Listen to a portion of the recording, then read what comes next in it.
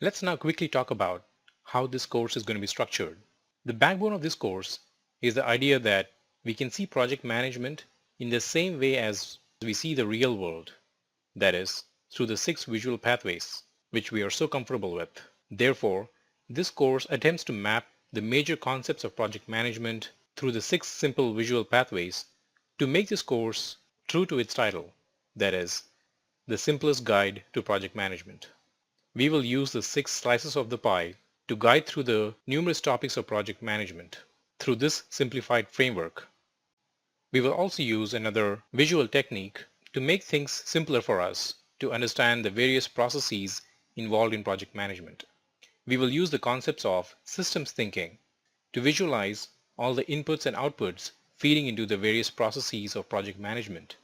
It is a simple idea that source of inputs are fed into a process, here represented by a bathtub, where those inputs are regurgitated and mixed together by using various tools and techniques to eventually produce at the other end of the flow some form of outputs or deliverables.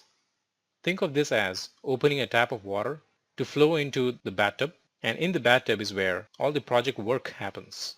And as you see here, you, the PM, will be the primary person facilitating this entire process. Now, using the various tools and techniques, you turn the inputs into something of value as outputs. These outputs are your interim project deliverables like project plans, project schedules, budgets, and more importantly, the actual product itself. As you can see here, this is a simplified representation of the systems thinking concept that is borrowed from the systems theory, simplified and modified for our purposes. We will be keeping track of all the project documents that are developed as we go along in this course. Since there are so many documents that will be created in each of these phases of the project, we will map them onto this timeline. To understand the various concepts of project management thoroughly and clearly, we will use a fictitious example from ancient history. This is only to simplify the lectures so that we don't need to spend time on explaining the nuances and the details of the project. While discussing this example, you will have to transport yourself back to ancient Egypt and put yourself in the shoes of a project manager who has been entasked with building a structure that we call the pyramids. As much archaic and somewhat ridiculous this example may seem, it will help us to quickly apply the concepts of project management introduced here without going into the details of the project or getting distracted by the nuances. So let's quickly go through the 6 slices of the pie to obtain a high-level summary of the project. The first question we ask on this project as a project manager is, why are we doing this project? And the answer to that question is shown here in the why portion of the pie, which is to build a royal tomb for the deceased pharaoh so that his soul can ascend to the heavens in his afterlife.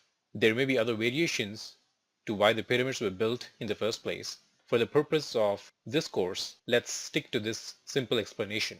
Then comes the question, who are the most important people or stakeholders on this project?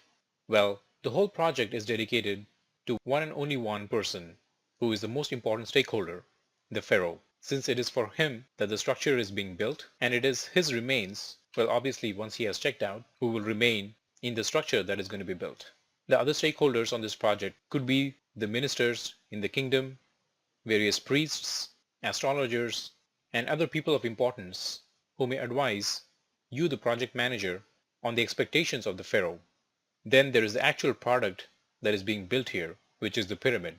It is the royal tomb in the shape of a pyramid and containing a chamber within it for the pharaoh or his mummified remains to be preserved in it forever. Next comes the schedule of the project, shown here in the when portion of the pie. Since this structure is for the pharaoh's remains to be preserved, it is important that the structure is built before the pharaoh has passed away.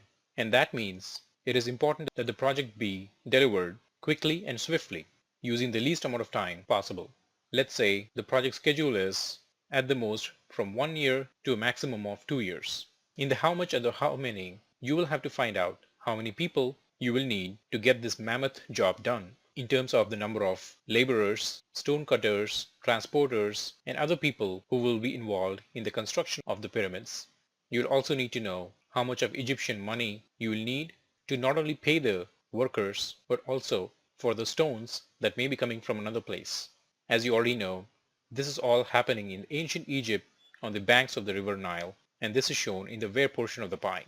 And like any other structure, the pyramids were also put in place one stone at a time, and this is shown in the how portion of the pie.